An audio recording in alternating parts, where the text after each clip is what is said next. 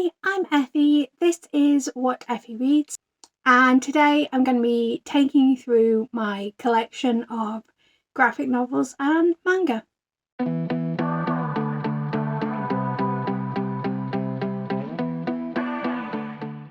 So I recently reorganized my bookshelf, so this middle bookcase, the kind of half-size one, is all graphic novels and manga. It isn't completely full up, which is great because it means I've got more space for ones that I will inevitably get, but I just thought it'd be fun to go through what I have right now.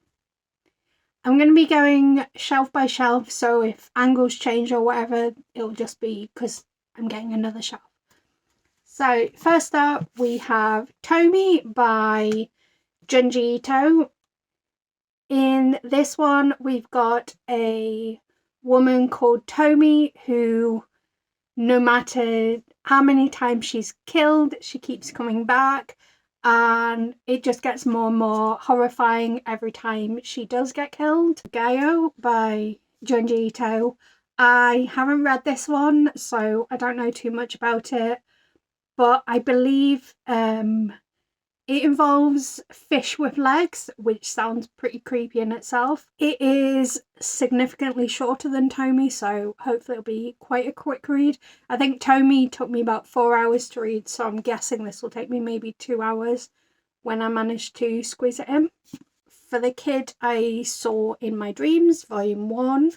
I didn't know too much about this when I picked it up. I think I got it in the half-price hardback sale that Waterstones had at the end of last year. It basically follows a young boy whose whole family was murdered in front of him, and he wasn't too bothered about the rest of his family, but the fact that his twin brother was murdered really bothered him because he was kind of everything to him, and he's determined to make the killer pay. Juliet Takes a Breath by Gabri Rivera and Julia Moschetti. This is the graphic novel adaptation of the book with the same name. It follows a woman called Juliet as she heads to Oregon to take an internship with her idol. However, the woman she idolizes maybe isn't as amazing as she first thought. The Girl from the Sea by Molly Knox Ostertag. This is a cute adaptation of a Selkie story. It's just so sweet. It's kind of this 15-year-old girl coming to terms with her sexuality through the romance that she has with a Selkie. I'm not sure if this is the whole story or if we're going to get a little bit of a look into what happens next, but it was really sweet overall and had quite a bittersweet ending. Watchmen by Alan Moore and Dave Gibbons. I don't know if I need to say much about this because Watchmen is quite popular. It kind of follows a group of superheroes. There's also an impending apocalypse. It's kind of mixed media-ish. We've got snippets into the drama that surrounded these Watchmen. I haven't read it in some years, but I do remember really loving it when I read it. This is actually one of 2 copies. I also have a signed first edition, which I think is in my bookshelf that has the doors on, just to keep it in pristine condition. But I do really enjoy it. It is a graphic novel that takes some time to read because it is mixed media and there's quite a lot of text on the page, but a lot of fun and kind of a classic in the graphic novel genre. Is it a genre? I don't know. There's No Time Like the Present by Paul B. Rainey. This is an ex libris copy. It came from my local library. back when books actually sold off their old books. It takes place in a kind of not too distant future where you can download music that's not been written yet, you can download films that haven't been filmed yet. If you're not careful, you can find out how and when you're going to die. I haven't read this one yet, but I'm not sure if I ever did read the blurb, but just refreshing myself of what it's about makes me really interested to pick it up, even more so than when I first got it. And it sounds like it's going to have quite a dry sense of humour. Onto our second shelf, we've got When Stars Are Scattered by Victoria Jameson and Omar Mohammed. This is a non-fic graphic novel about two boys in a Kenyan refugee camp. Super Mutant Magic Academy by Gillian Tamaki. This was one of the Queer Picture Book Club picks. Unfortunately, I didn't enjoy this one. It's a lot of kind of interconnected short stories. Some of them are only a page long, all taking place in this magic academy. I found it very difficult to keep track of what was going on in the story, and I would have liked a bit more of a through line. I think ultimately the humour wasn't quite my thing, but I don't regret picking up, especially because Gillian Tamaki is one of those authors that is quite popular in the kind of queer graphic novel sphere. And then at the other end of the spectrum, we've got Mooncakes by Wendy Zhu and Suzanne Walker. This was another one that I picked up for the Queer Picture Book Club, but this was actually a reread for me as I'd read it pre-release, and I just absolutely love it. It's a romance between a witch and a werewolf, and they have to try and work together to defeat a horse demon that's terrorizing the small town. It's wholesome, it's a little bit spooky, it's just such a lovely graphic novel. And also the witch is death. Marble Cake by Scott Jason Smith. This is kind of interconnected stories. Something weird's going on in this town, and would you believe I've actually read this and I still couldn't tell you what it's about. It's very strange, and the conclusion didn't feel like it told me what was going on. Yeah, I'm clueless. Lots of random disappearances are happening. You never really get an answer out what's happening with that. You've got a very depressed woman, a strange man looking for a job. I don't know. And I only read it like a couple of weeks ago. I guess it just didn't stick with me. Green Lantern Rebirth by Jeff Johns, Ethan Van Schreiser and Prentice Rollins. I don't know.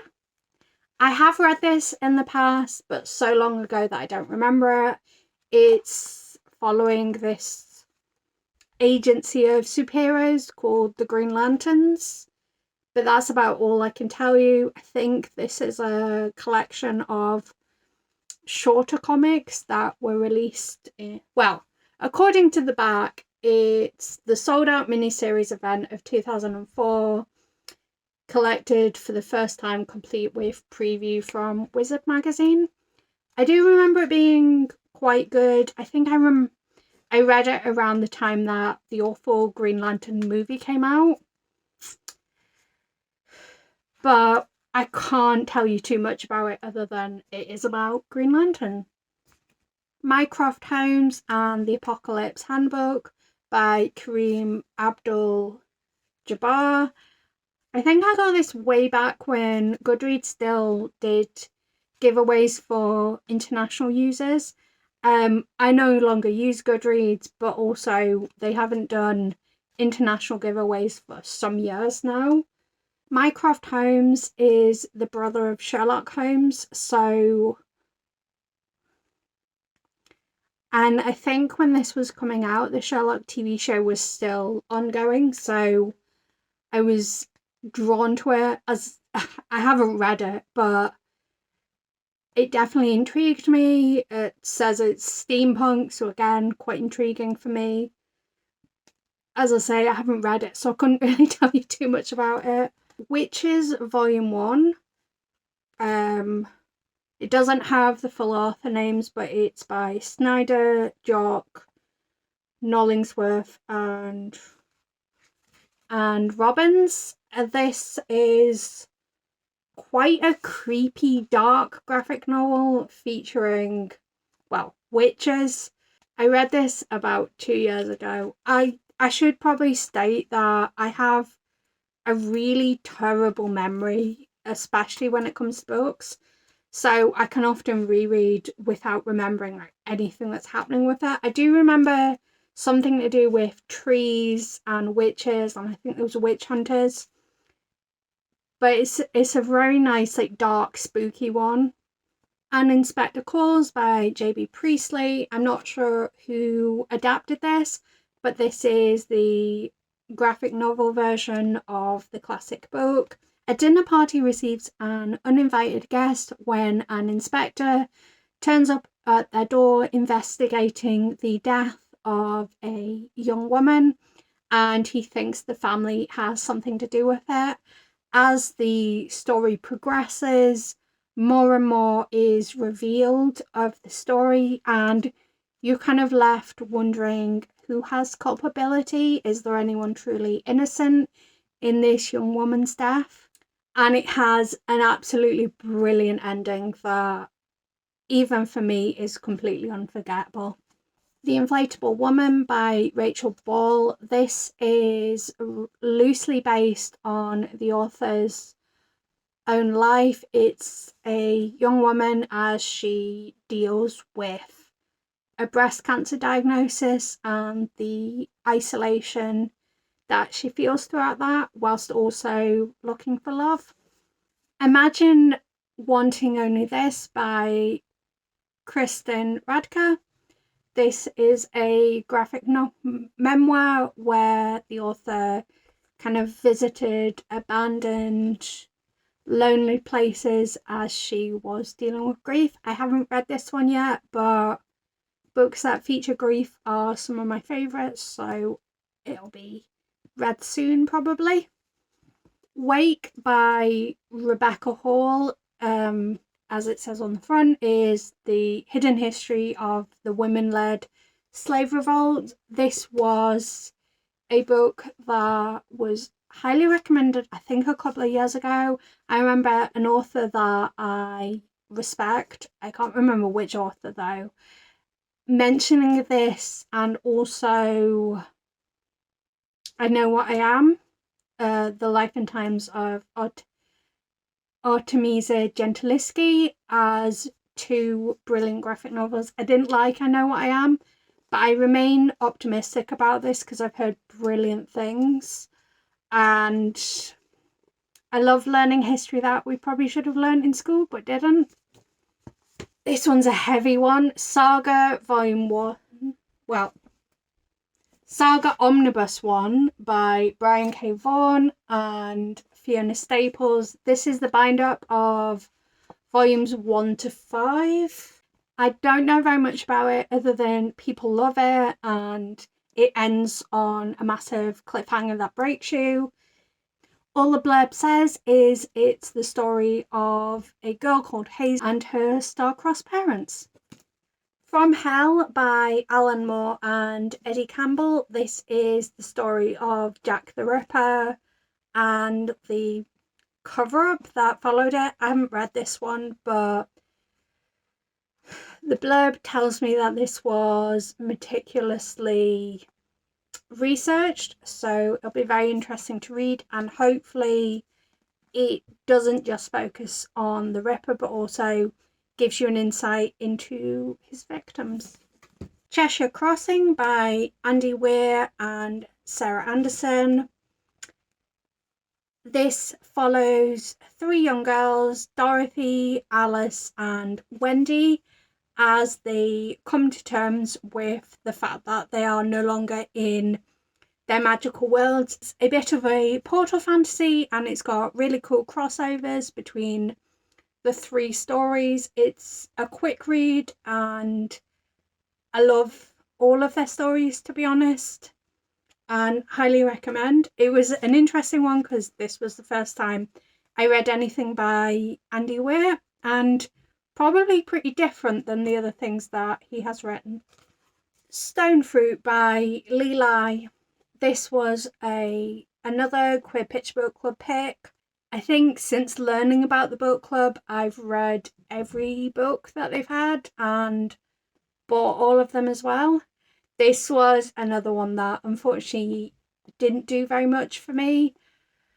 It was one that split the group as well. Some members really enjoyed it, others didn't gel with it. Unfortunately, I came on the side of didn't gel.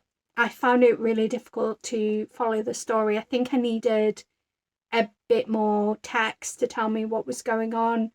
And it was a little bit magical realism, which I sometimes find quite difficult to get along with.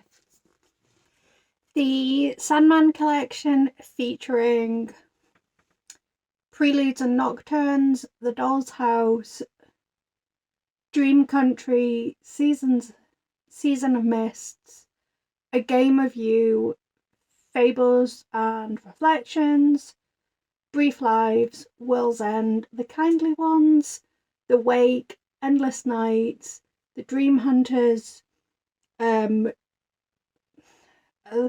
Dream Hunters, and Overture. So this is the collection of the original Sandman novels.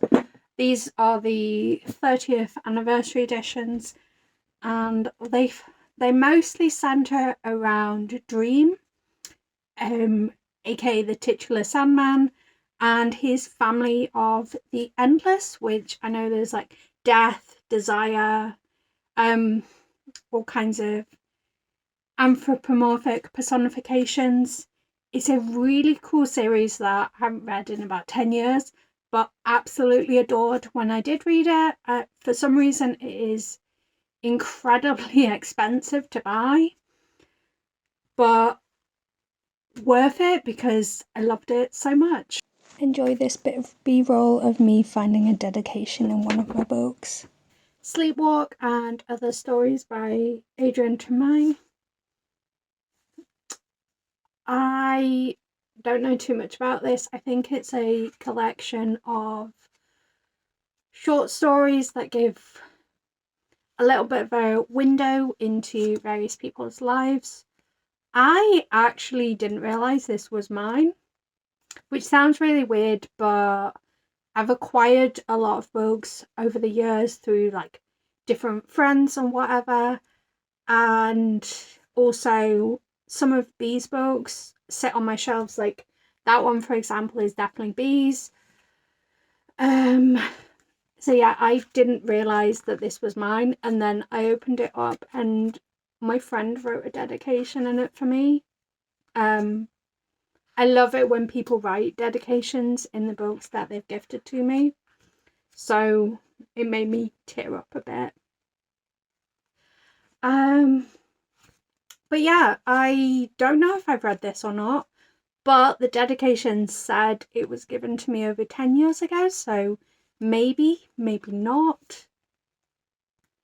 The next few books are my Neil Gaiman graphic novel collection, which I know The Sandman is also Neil Gaiman, but I put it in a different category in my head for some reason. So we've got Hansel and Gretel, The Sleeper and the Spindle, Chivalry, and Snowglass Apples. So Hansel and Gretel, The Sleeper and the Spindle, and Snowglass Apples are all based on fairy tales. Chivalry is older woman, as in like in her 80s or something, finds the Holy Grail in a charity shop, and one of the Knights of the Round Table tries to get it from her. The ones that are based on fairy tales, Hansel and Gretel is a pretty, like, sticks to the fairy tale fairly strictly. The Sleeper and the Spindle is a little bit of a spin on, well, quite a bit of a spin on the Sleeping Beauty story, but not quite what I expected from the cover. And Snowglass Apples is by far my favourite of this collection. It's a really dark retelling of the Snow White story where, well, actually, I won't say too much about it, just that I absolutely adore it, to the point that I think I've gifted like at least 2 people, possibly 3 people, an edition of this, and I probably need to gift at least one more person it because I love it so much. I think it's so dark, it's such a unique spin, and I just think everyone needs to read this. This is one of the graphic novels. I don't know if it's mine or if it's B's. Palestine by Joe Sacco. This is a non-fiction based on a journalist's experience in the Gaza Strip in the early 1990s. Mini Minority Monsters by Tab Kimpton. This is a little bit, this is kind of a hybrid of a non-fiction and fiction. It takes you through a wide variety of queer identities and gives them all magical creatures. So you've got bisexual unicorns, genderqueer mer person, all kinds of things like that. But through it all, you've got this fun little explorer character who meets all these different minority monsters and has a great time with it. I really enjoyed it. I think whether you are familiar with a variety of queer identities or not, I think there's something for everyone in this. The next 3 I'm going to kind of talk about as one because they're sort of variations on a theme. So we've got Nectar, Ambrosia, and Come Together. So these are, and I haven't read them, so I don't know how filthy they are, but I think they're pretty filthy. In a good way. These are erotic graphic novels, and I know for a fact these 2 are queer because one's trans femme and one's trans masc, and both include non-binary people. I'm going to guess this one's going to be pretty queer because Tab Crimpton writes. Oh yeah, it says a multitude of time, place, people and sexualities. I think this one was, yeah, it was edited by Tab Kimpton rather than actually written by Tab Kimpton. And yeah, that's pretty filthy. Looking forward to it though because we need more queer rap and queer joy, and yeah. Shades of A by Tab Kimpton. This follows an asexual man as he is taken to a kink night by his friend, and sounds like he enjoys it and it opens up a whole world of possibility for him. Sir Butler and Boy by Tab Kimpton. From the blurb, I think this is a gay poly story. It says nothing's depicted, so a little bit less saucy than possibly the other ones, but sometimes the implication can be spicier than when it's explicitly shown. But it basically, I'm really excited to read all of my Tab Kimpton stuff and need to get stuck into my collection, if I'm honest with myself. So I thought I was almost done, but I've got 4 more shelves to do. However, I think a good quantity of the books on those shelves are parts of series. So we have Death Note all-in-one edition by Tsugumi Oba and Takeshi Obata. This is a really chunky manga, but it's like a bind up of all 12 of the volumes. I think there's 12 anyway. And it also came in this really beautiful slipcase, which I love to bits. Essentially, it's a young boy finds the notebook that a Shirogumi death god thing. Yep, there's no blurb.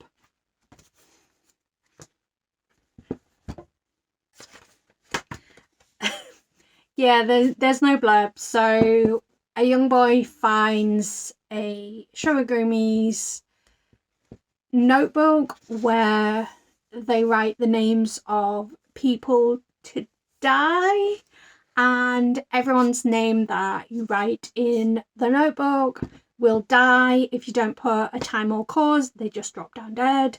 If you put a cause, they'll drop dead of that cause. If you put a time, they'll drop dead at that time, etc., etc. But the rules like keep evolving, and as you read more, you get more of the rules. I've only read the first 2 volumes so far, but really enjoyed it, hence why I got the all-in-one edition. Dining Table by Mita Ori. This follows a young salaryman who doesn't like eating around people despite adoring to cook, and he meets a pair of brothers who help him to open up and move past his fears. I think this is a really good graphic novel. However, the discomfort around eating around people hit a little bit close to home, which I think took away from my enjoyment of it, but it is very sweet and wholesome. I Married My Best Friend to Shut Up My Parents by Kudama Naoko. This was a gift from Spoops as part of the Christmas gift exchange that Spoops did. I haven't gotten around to reading it yet, but as the title suggests, it's a fake dating, fake marriage situation between these 2 young women, and as is the case with fake dating, fake marriage, maybe it isn't quite as fake as it first seems. The Promised Neverland Volume 1, I don't know too much about it, and I've been told that's the way to go into it, so I can't really give you too much detail. I think it involves a group of orphans and a place called Grace House, and things not being quite as they seem. How Do We Relationship Volume 1. This is such a sweet sapphic manga. It follows these 2 young women as they've just gotten into a relationship and they're just trying to get to grips with, what it means to be in a relationship and navigate those dynamics.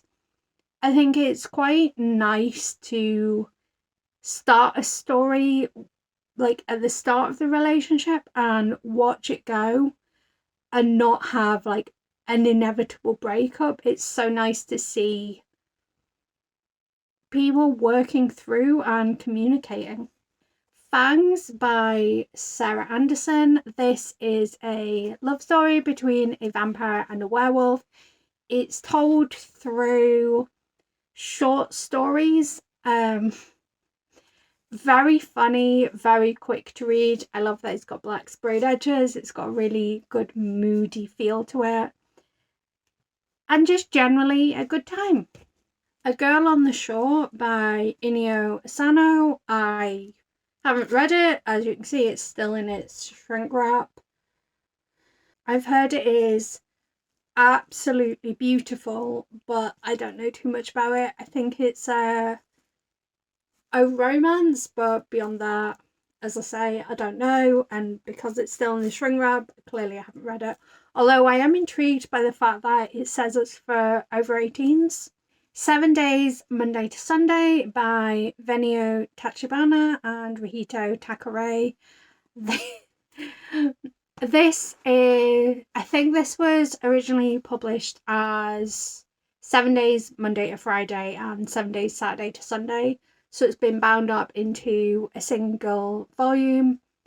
Basically, the kind of playboy doesn't believe in love, agrees that the first person that asks to date him every week will get to date him for a week, but at the end of the 7 days, they break up. And up until this point, he's only dated girls, but that's because only girls have asked him.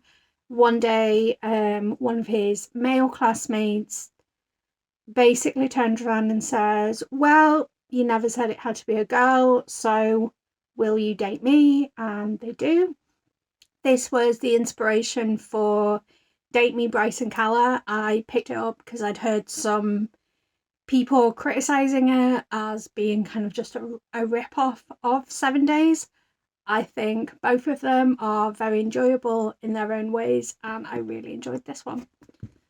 I hear this Sunspot Theory of Happiness, and I hear this Sunspot Limit 1 by Yuki Firmino.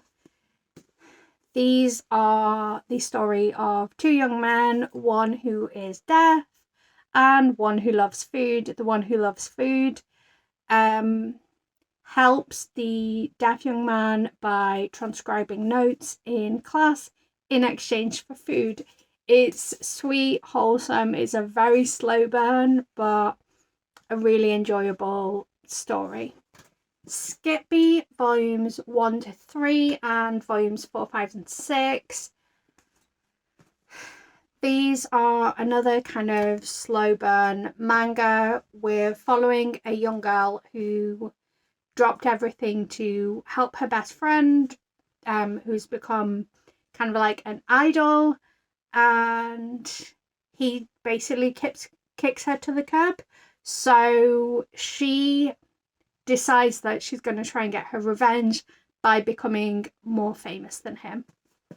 Heroes Omnibus. This is inspired by the TV show of the same name. As is the case with a lot of these, I haven't actually read it yet, but it was only £3, so I couldn't resist picking it up.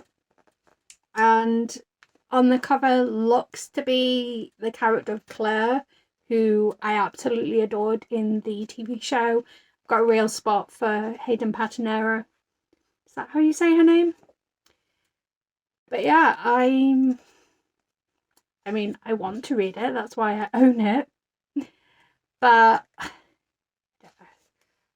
if you haven't watched the TV show, basically it's these people that have all these different powers, like, you know, you've got characters that can fly. This character looks like she's walking through fire, that kind of thing. On a Sunbeam by Tilly Walden. This is a sci-fi graphic novel, and it follows a young girl called Mia who joins this crew that are involved in restoration of ancient buildings throughout the galaxy, universe. I always get them mixed up. And all the time she's reflecting on her first love when she was in school. It's really cute. It's got absolutely stunning artwork. I loved it so very much. Cats of the Louvre by Teo Matsumoto. I literally have no idea what this is about. It doesn't have a blurb, as you can see. I guess because it would break up the artwork. I basically picked it up because cats. I also think I got it in the Waterstones hardback sale, so it was half price. and I can't resist a half-price hardback. Heartstopper volumes 1 to 4. Do I need to say very much about Heartstopper? I feel like it's everywhere at the moment. Basically, Nick and Charlie end up sitting next to each other in class at school, and they end up falling for one another. It's really, really adorable, and I love the way that they work through all of the challenges that they face together. Through the Woods by Emily Carroll. This is a selection of spooky, scary, queer horror stories. I think Emily Carroll's artwork style is absolutely stunning. I think some of the stories are a little bit difficult to follow, but overall it's got a great spooky feel to it. Ten Dance Volume 1 by Inu Sato. I picked this up because it was advertised in the back of one of the other graphic novels that I read. It features two male ballroom dancers who both want to be the very best and must learn each other's specialty dances, and end up that they share more than a love of dance together. Speak by Laurie Halsey Anderson and Emily Carroll. I had heard a lot about Speak. I hadn't read the novel of this before, but I knew that I liked Emily Carroll's work, so I decided to pick it up. It is really difficult, and definitely check out trigger warnings for it. But it's this girl just coming to terms with something horrendous that happened at a party, and no one realizes what happened, and her kind of realizing that it's her story to tell and she will tell it. Chef's Kiss by Jarrett Melendez. This follows a young man who's just graduated from college looking for a job, but everywhere wants experience, so he isn't able to get the job that he wants. One day he sees a sign in a restaurant saying help wanted, no experience required, and he goes for it. And whilst he's there, he discovers that he actually really loves this job, and he might just love one of the chefs too.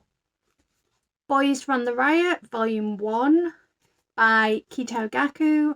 This follows a young trans boy and his friend as he's kind of coming to terms with his identity, but also exploring his love of fashion. It's just so freaking wholesome, and I need to read the rest of the volumes, but I don't own them yet. Lore Olympus Volume 1 by Rachel Smith. This takes the Greek gods and goddesses and puts them in a contemporary setting.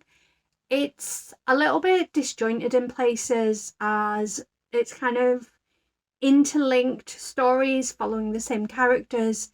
I think you do have a through narrative, but it's much looser than I expected. I think I was also expecting it to be a lot more centered on Hades and Persephone, or rather their love story.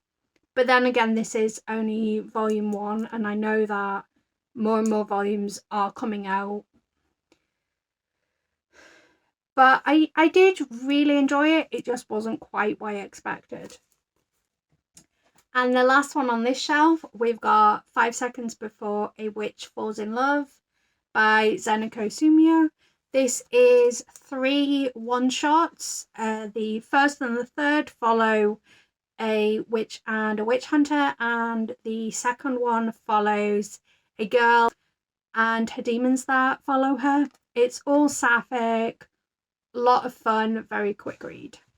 We're pretty near to the end. I do have 2 shelves to go, but the majority of those 2 shelves are like full series, if that makes sense. I don't know if it does.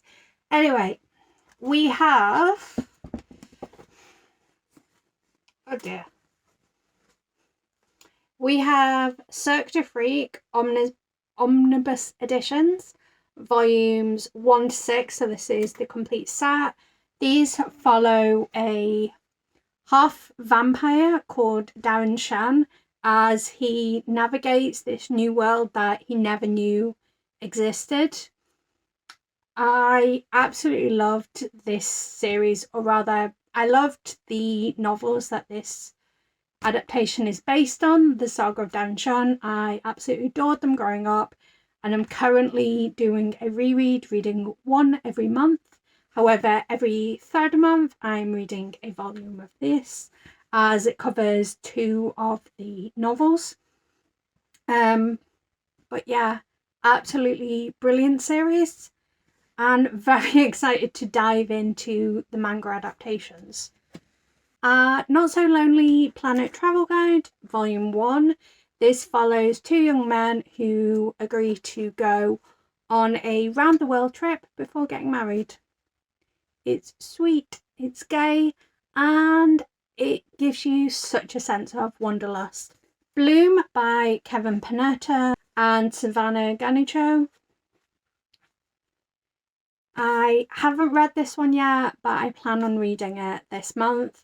This follows 2 young boys who have just finished high school, and they are working in one of the young boys' bakeries and kind of catching feelings for one another.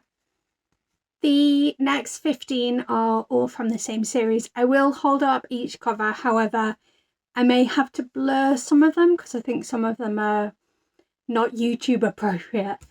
So, Battle Royale, Volume 1, 2, 3, 4, 5, 6, 7, 8, 9, 10, 11, 12, 13, 14, and 15. So these manga follow a group of 15 and 16-year-olds, I think that's how old they are anyway, after they are dumped on a deserted island and told that they need to kill one another until there's only one left. They're really dark, as you would expect. These are teenagers murdering one another. They are based on a novel of the same name. However, these graphic novels give you a lot more backstory into pretty much all of the characters, or at least all of the central characters. So it's really interesting to find out more about these characters. And I also have Battle Royale Angel's Border, which gives you more of a story into the girls at the lighthouse. And that's all I'm going to say, because obviously I don't want to ruin it for you.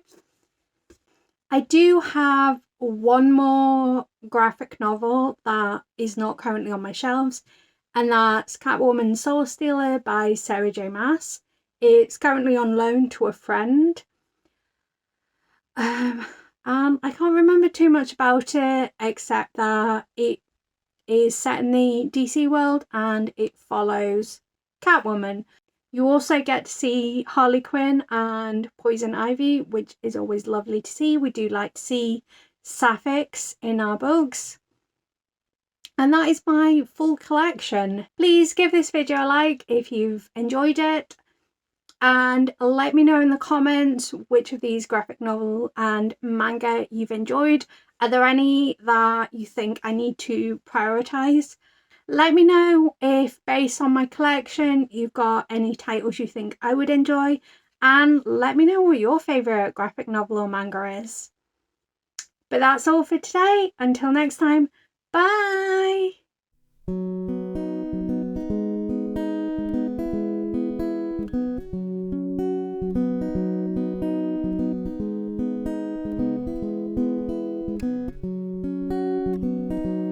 There's a place